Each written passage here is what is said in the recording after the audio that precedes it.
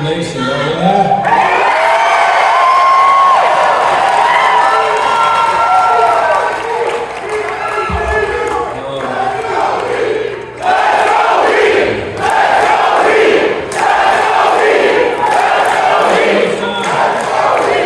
Coach Pop took all the time. Let me get to it.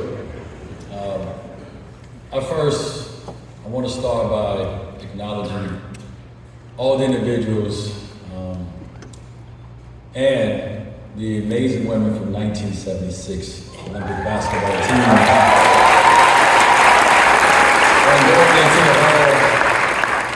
Tony, Powell, Dirk, we were all linked together already, but being on this journey together, getting to know one another as men and not as competitors, it's been hella dope. For Dirk and me, it's been therapy.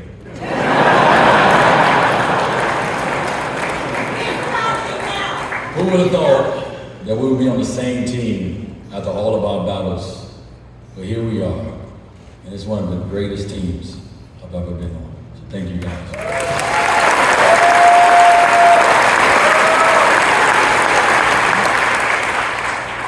I want to thank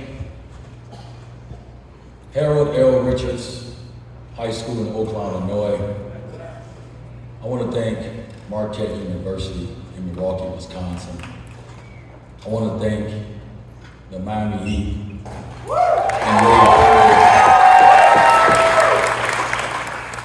I want to thank the Hoop Hall. Here's my final love letter. The first memory I have of holding a basketball was when I was 5 years old, and it wasn't love at first sight. But one thing I knew for sure was that something inside of me would come alive every time I had that ball in my hands. I've got to credit my dad for my love of the game. He's what you would call an everyday hooper. If there was a court in Chicago, chances are my pops took my brothers and me so we could play against grown-ass men to gain their respect. If there was a basket and a run there, we were pulling up to the lakefront, Foster Park, Blue Island Rec Center, and any local gyms and parks anywhere in Chicago. The best thing about that time was what the game taught me. I had a chance to see the way basketball connected people, just by hanging out with my dad, my uncles, and his friends.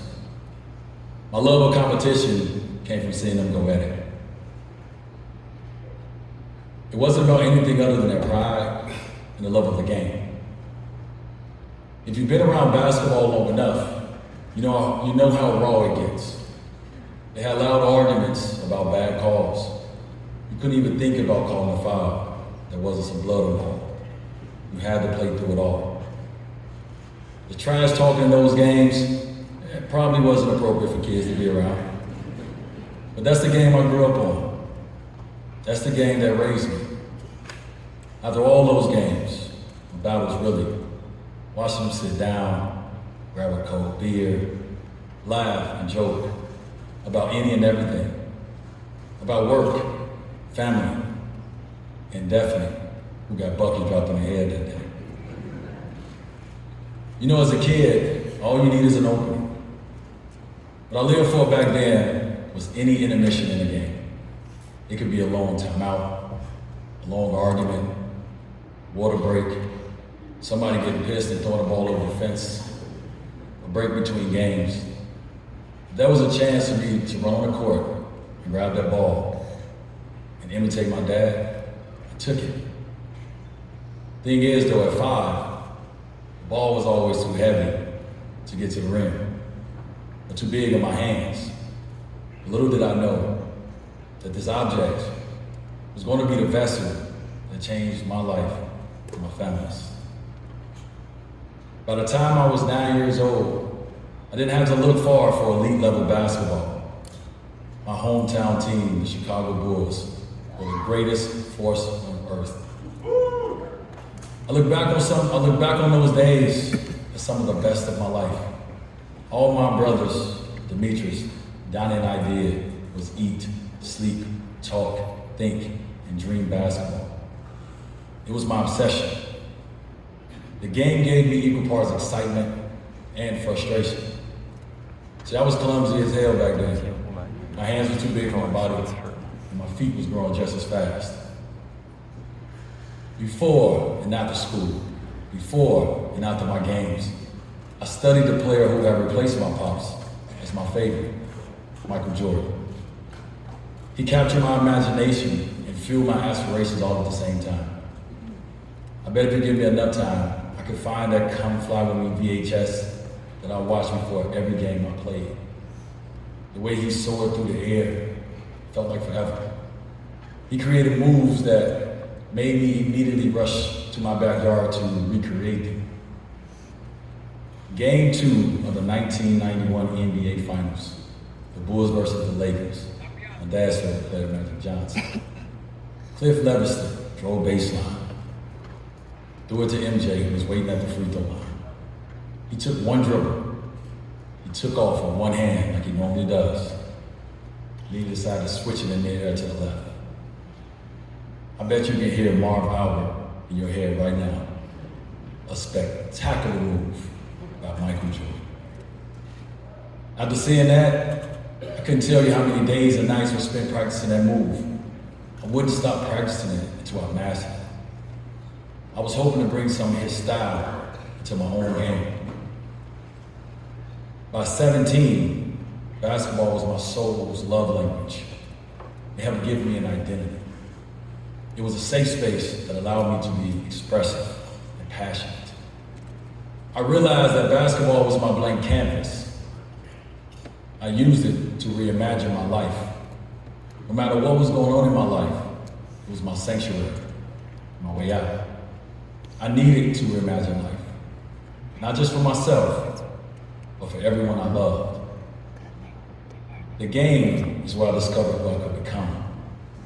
It showed me that on the other side of hard work was the success I craved. It taught me the value of resilience in the face of adversity, how to bounce back stronger after defeat. Through the game, I discovered who shows up for me when I win and when I lose. My confidence was found through the game. It helped me find my worth far beyond the court. You see, I've never been a stranger to adversity. Speaking of being labeled academically ineligible as a freshman in Marquette. At 19, finding out I'd be a father for my sophomore season. That season, my 10th game against Wake Forest, I tore the meniscus in my left knee. And at the end of the season, I had surgery to remove my meniscus.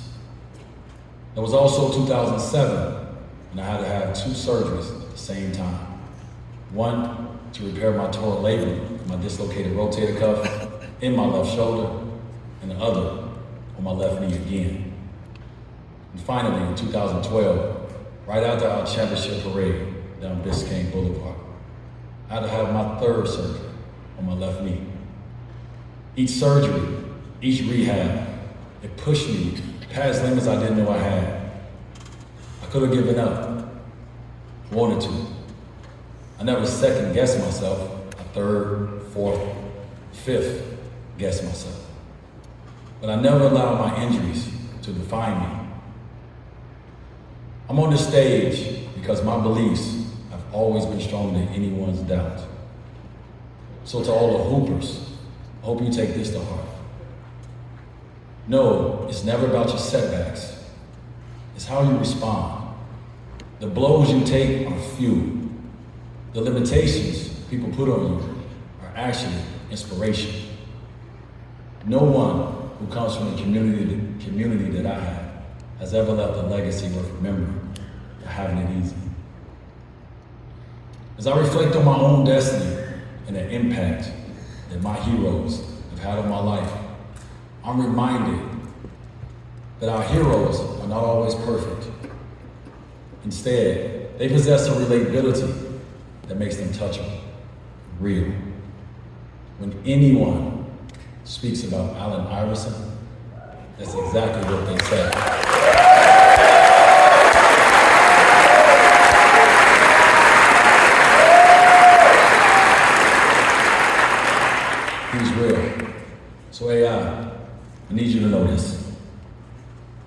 I watched you with awe because I saw a reflection of myself in you. The way you played the game was exciting and fearless. It didn't matter who they put in front of you, it wasn't gonna stop you. I know, I tried. It didn't matter what they said about you because they couldn't measure the size of your heart. Your authenticity and unapologetic attitude resonated. Your swagger, unique style for rocking do-rags, braids, the baggy shorts, untucked jerseys, the earrings, the chain, the throwback jerseys. All combined to create an image that broke the mold. You challenged conventional norms and became a poster child for individuality and self-expression, inspiring countless individuals to embrace their own uniqueness. You brought hope to those who grew up with limited resources. You showed us that success and greatness were attainable, even in the face of adversity. The struggles made your accomplishments that much more remarkable. AI, you are a living, breathing reminder that redemption and growth are possible. You inspired a generation, my damn self included, to believe that coming from nothing was not a limitation, but motivation. I wore an arm sleeve throughout my career.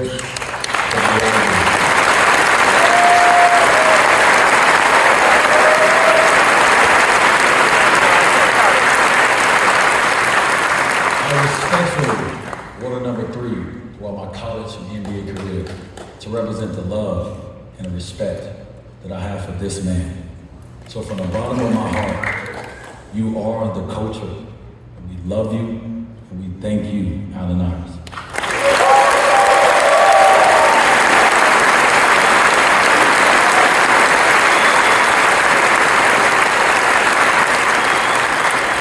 To make it here, the Hall of Fame, you never do it by yourself. I've had incredible mentors play pivotal roles. Their wisdom, guidance, and loyalty are as much a part of my story as anything else. They helped me discover parts of myself I never knew existed.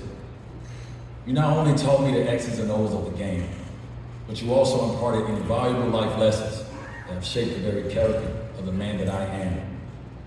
Your beliefs in my potential, your guidance through adversity, and your unwavering support have made all the difference, not just in my game, but in my life. I would have never evolved into the player that I would have never evolved into the player that would have played, that could have played with the Mount Rushmore of talent like Shaq and LeBron, without y'all teaching me about the importance of we versus me. That mentality made it possible to understand what sacrifice was needed for my teams to win. So thank you, Jack Fitzgerald, Larry Butler, Coach K, Tom Crean, Stan Van Gundy, Pat Riley, and Eric Spoelstra.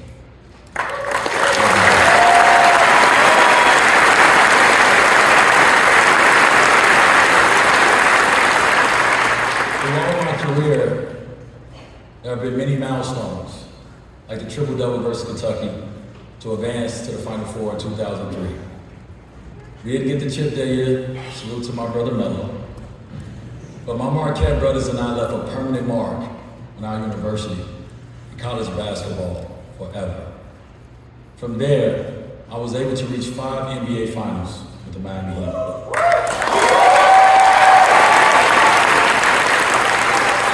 And win 3. I can talk about my accomplishments and the work I put in forever. But that didn't happen without my peers, coaches, and honestly, you, the fans. Your cheers.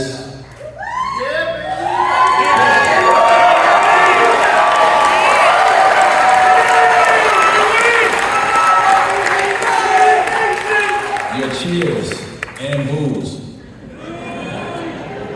are a part of my life's soundtrack. You may come to work every night, the best job in the world. I was blessed to play with and win championships with some of the best to ever dribble basketball. Teammates who understood how to play the game on and off the court. Overcoming challenges together, celebrating victories together, and creating memories together is what stays with me. Each victory was a testament to resilience and determination. Each loss, a reminder of how precious winning actually was. Being named an All-Star 13 times in my 16-year career, all NBA on both the offensive and defensive ends, I never wanted to cheat the game. And in return, the game gave me a lifetime of amazing memories. All that being said, nothing compares to the bonds I've made along the way.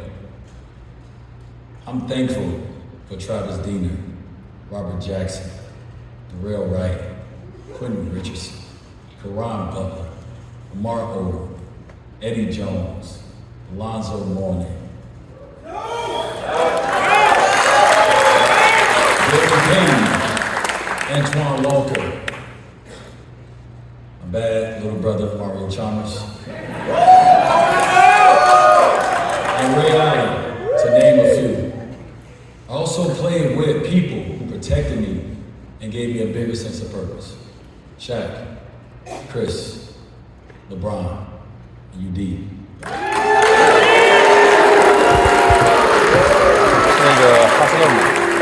They changed the way I would be viewed in this game forever. With Shaq, I learned how to be Robin to his Batman, and then become Batman. Watching Chris simply be himself while giving his all to the game, but not cheating his family out of their time, gave me a friend I could look up to. Spending 4 years with LeBron in Miami, I watched him not take one single day off of being great. My brother UD and I, we learned how to be selfless leaders together, but the protection that he provided me on and off the court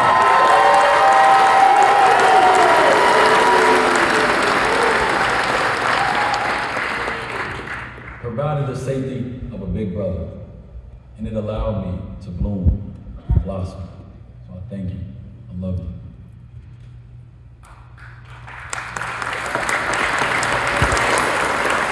Off the court, another blessing in my life is Henry Thomas.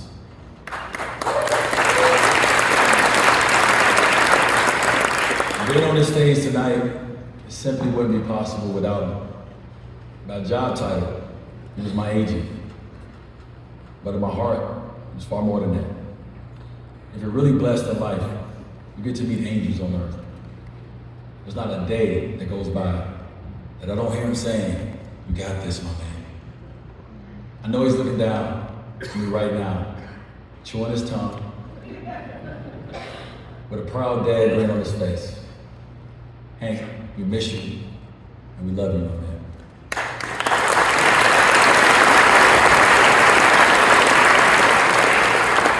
To my loved ones, the ones who have become my lifeline, y'all are my safe haven. A place where I can always retreat to with minimum fear of judgment. I've laughed with you, cried with you, I've been saged by you, I'm protected by you, and I'm loved by you. I am who I am because of all of you. You're the embodiment of unconditional love. And that's all I ever wanted and needed.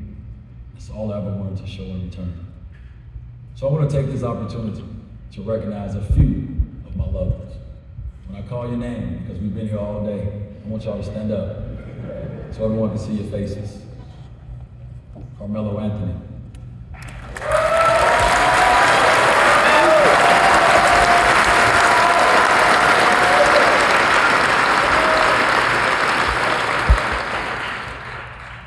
If y'all can wait till I finish the names before y'all clap, I'll be all day.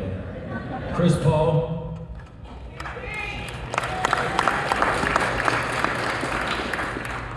Chantel Cohen. You may be at the top somewhere. I love you. There you go. Andre King. Richard Ingram. Bob Metellus. Lisa Metellus. Tracy Union. Tregill Wade Johnson, Dwyane Morris, Kavia James, Zaire Wade, Zaire Wade. Thank you all for being there for me and for loving me in the most perfect way possible. I appreciate you guys and I love you.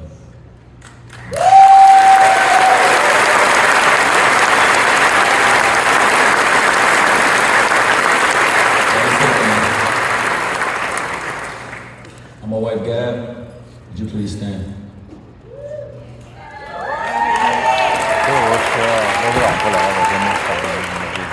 Thank you for making our house a home. Thank you for making sure our kids feel seen, heard, and protected when I'm not around. Thank you for learning every ref's name in the NBA. And for screaming at them so I didn't have to. Saved a lot of fine money.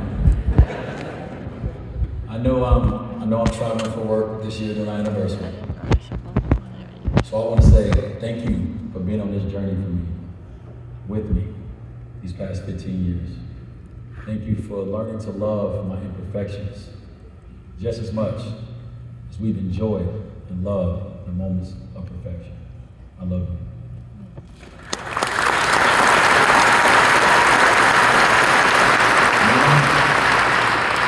Mom, would you please stand?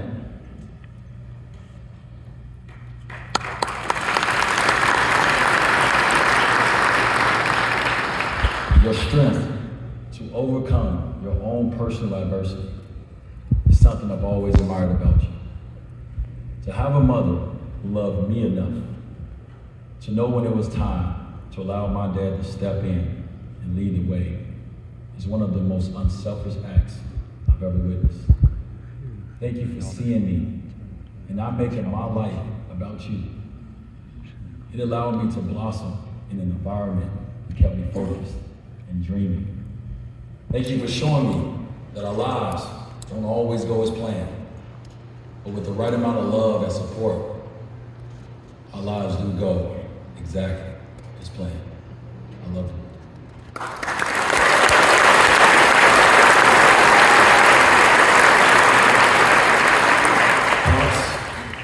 Would you please stand?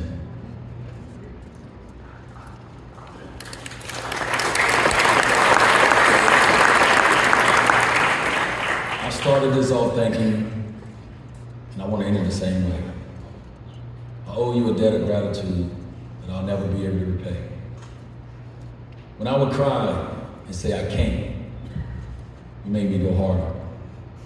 You pushed me to limits that I didn't know were inside of me. The hard work I put in because I didn't want to let you down. Those countless hours in the backyard, we would compete against each other like strangers, built me to last. Those days that turned into late nights of me working on my left hand, so it was just as good as my right, it made me an unstoppable force. That time you got kicked out of the game as my coach and snuck back in the side door and coached me from the stands just to get kicked out again, it showed me that there was no limitations on how you would show up for me. It's the exact same way I try to show up for my kids. So even though I hated being called Little Dwyane, I admired you as a kid. I admire you now. We had the same exact dream. We carried the same exact name, Dwyane Tyrone Wade. To know we hustled all the way to the Basketball Hall of Fame is God's will. So Pops, I know your knees are a little sore, but will you join me on stage as we take our rightful step into basketball heaven?